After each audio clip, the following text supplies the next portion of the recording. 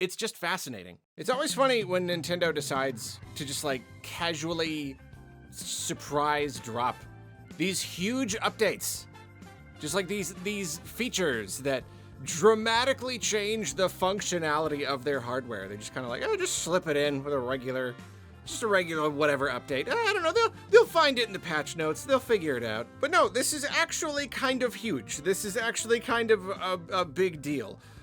They have introduced a sort of handheld boost mode for the Switch 2. Basically, when you're playing Switch 1 games, you can have the system run them as though you are playing them in docked mode. You know, the original Switch, the screen was 720p, so when you're playing in handheld mode, there's no possible way for the game, essentially, to output more than 720p, or else it would be unnecessary. 720p is the highest resolution you're going to get on that screen. Most games will output to a higher resolution when you play on the TV. You know, the system, like, it can tell that it is being docked. It draws more power, outputs at a higher resolution. Of course, that's going to differ. It depends on the game. But for the most part, handheld resolution is less than docked resolution. And so now we have the Switch 2, and its screen is 1080p. Previously, it had to just run the regular Switch 1 image on the 1080p screen, but now you can tell the system to treat a game as though it is in docked mode, so that, you know, if it goes up to 1080p when docked, then it will display at that resolution on the Switch 2 in handheld mode.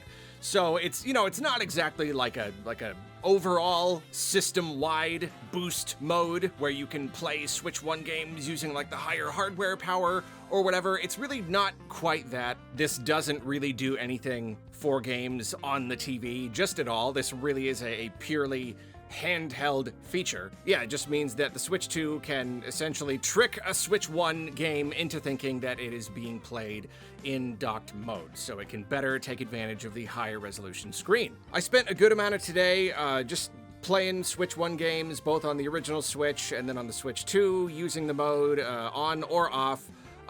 Kind of a nightmare. I knew it would be. When I set out to make this video, I was like, this is going to be one of those days, and there's just going to be problems everywhere. The whole day is going to be like downloading and troubleshooting, and I was totally right. I was completely right. It was kind of a nightmare. Every single time I tried to download something, there was some reason why it wasn't working. Did you know Pokemon Sword and Shield doesn't support cloud saves, so my saves are just gone now. That's cool. That's great. Couldn't show that off. Had to start a new file.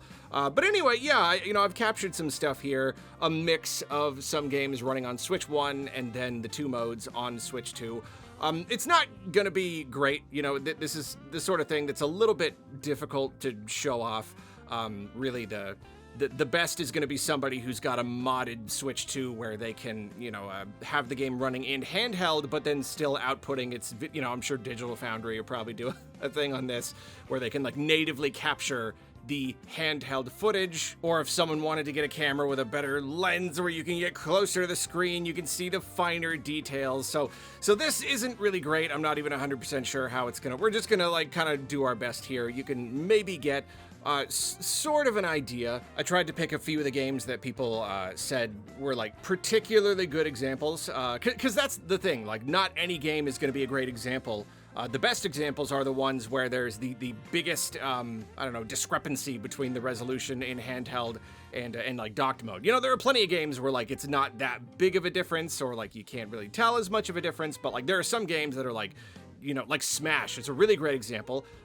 Capturing that was a pain. This one specifically was because, well, see, that actually is worth mentioning.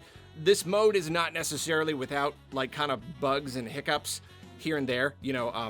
More obviously, if you're telling the game that you're playing in docked mode, then that could potentially be something of a problem in a game where it needs to be in one mode or the other. So, there could potential problems there. But yeah, I don't know if it's a bug or what, but here on Smash, I would toggle it between one mode and the other, and then the game would just stop accepting inputs. Really didn't know why. You can see, yep, there, you can see me getting a little bit frustrated with that one. But beyond that, besides the occasional possible problems. It works really well, and with a game like this, like Smash Ultimate, it's a really good showcase because the game is just like native 720p handheld, native 1080p docked. So you can see a really good difference here. And yeah, I started out on the regular Switch. You know, it looks good. Like, it's never looked bad. You know, it's decently sharp. But then moving over to the Switch 2, you can definitely see it's a bit fuzzier. And here's the thing about this. This new feature is definitely good just for people who want to play, you know, a Switch game handheld at a higher resolution. That's great. But like the difference between modes is a lot more obvious than maybe it should be when you're just like switching back and forth on the Switch 2. Because the thing about the Switch 2 is when it's running a Switch 1 game that hasn't received any sort of like performance update or anything, it's not actually really properly representing the game itself because it's having to resize the image on that little screen. Some could argue that the result is actually worse. You know, the image is technically bigger, but it's not like fitting the exact resolution of that screen as well. And so, yeah, like some could argue that if you play a Switch 1 game on the Switch 2, it can actually look a bit worse. I think it depends on the game. It depends on all the rendering techniques and anti-aliasing and whatnot.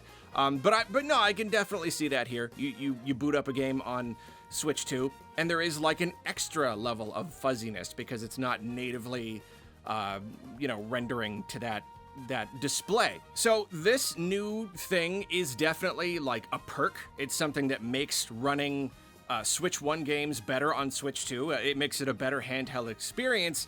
But I would say that more than anything, this just fixes that problem that the Switch 2 had. That was just inherent to the Switch 2, that because the screen is of a different resolution, you get some compatibility issues playing Switch 1 games on it. That was a bit of a problem. You know, it wasn't a huge problem, but it was a problem. There were a good number of people that I saw, you know, they're complaining about it, or, you know, I use the word complaining. I mean, it's okay to complain sometimes. It's not, you know, I say complaining. It's okay to complain. Complaining is valid sometimes. And yes, the complaint was, yeah, like I can play it on Switch 1, but it doesn't look super duper great.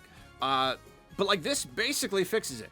You know, it basically does. When you're rendering the game at a resolution much higher, much closer to the original docked mode, yeah, it looks way better on the Switch 2 screen. It's more properly using the 1080p display, and yeah, with Smash here, like the difference is really huge. Like you know, again, I don't know how visible, how obvious it's gonna be on the video, but in person, like the difference is big. It looks really nice. You toggle that option, and suddenly, like, whoa, like it all makes sense again. You know, it all like fits into the pixels properly, and then just comparing it to the Switch 1 image, you know, it's not like the most massive difference in the world going from 720 to 1080, but there is a difference.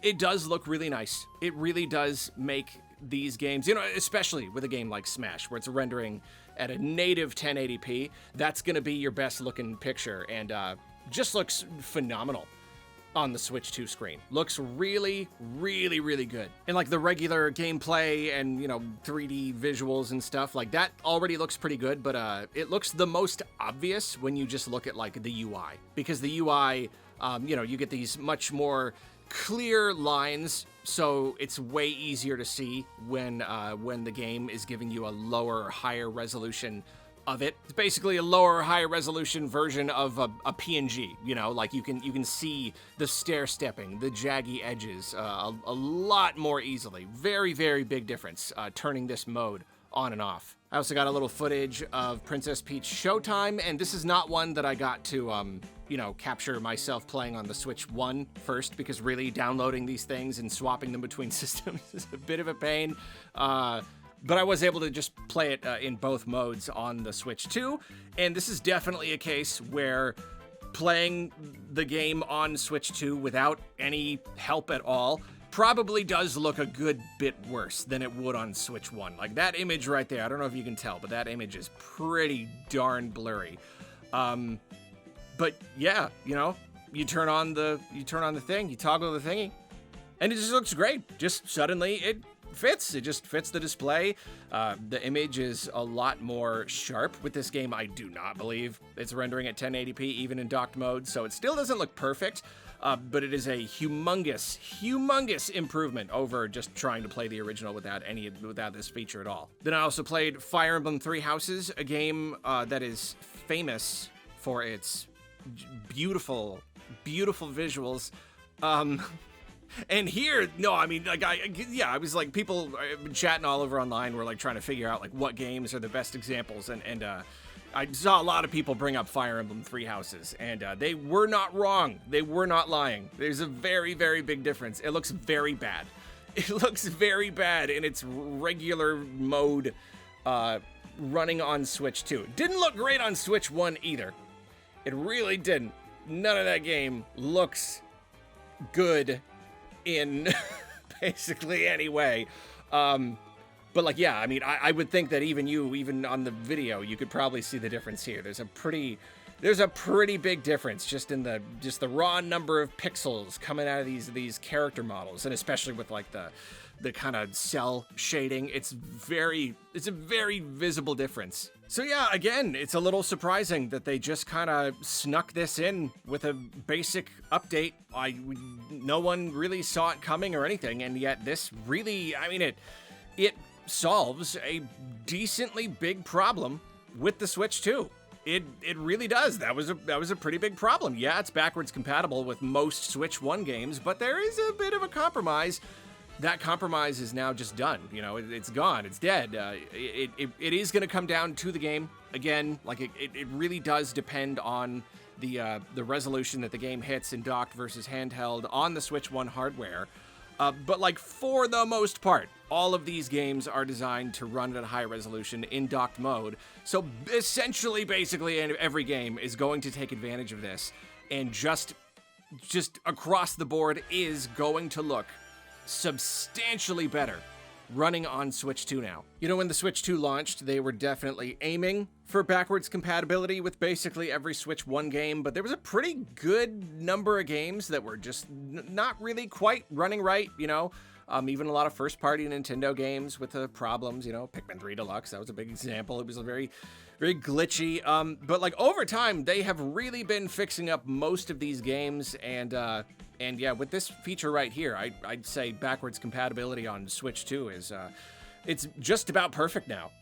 It really is. The Switch 2, you know, even if it was a bit of a rough start, it's just great. Now the Switch 2 can basically play whatever Switch 1 game, and at least in handheld mode, it's gonna look great. And, you know, by the way, you know, this is unrelated to the update, but just messing with all of these Switch 1 games on both Switch 1 and Switch 2 has really made me appreciate all over again, even perhaps more than ever, how much better the load times are on Switch 2. It is crazy. Even, yeah, like, that's the thing about Switch 2 is, like, not every game has been given a, you know, a free performance boosting patch, but, like, you may be surprised by how much better a lot of games run, even without that. You know, games with uncapped frame rates do a lot better, but just, like, the load times, it's a big difference. Pretty much across the board. Like, it ended up not being a great example, but I tried playing Bug Snacks on Switch 1. Game took a full, like, 5 minutes to load when I first booted it up. I'm not kidding. It took, like, 5 minutes before I was actually playing the game, and it was, like, a fraction of that on Switch 2. It loaded for moments, so just, like, and that's an extreme example, but, like, I don't know, everywhere else, too. The load times are just, like, you get used to it, and then you go back to playing on Switch 1, and it's like, oh, no, this is a big, like, several times over difference in most cases, like how long it takes for stuff to load. So between all of that and now the resolution being fixed up, now playing Switch 1 games on Switch 2 is it is pretty great now. Well, thank you for watching, and you know, like, goodbye.